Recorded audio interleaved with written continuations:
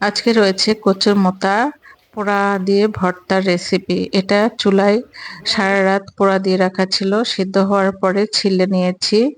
আর অন্যদিকে পাটায় মরিচ লবণ সহকারে সুন্দর করে চাটনি তৈরি করে নিচ্ছি।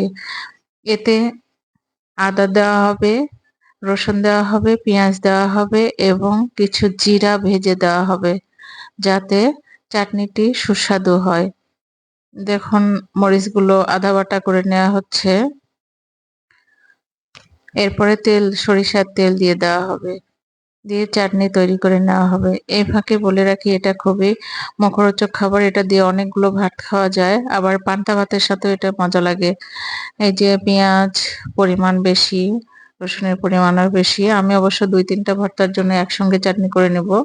এতগুলো চাটনি এই মোতা ভর্তার জন্য লাগবে না। মোতাগুলো ছিলে নিয়ে এই যে পাটায় সুন্দরভাবে বেটে নেওয়া হচ্ছে, মিহি করে বেটে নিয়ে পান্তা ভাতের সাথে এই ভর্তাটা খুব ভাল লাগে।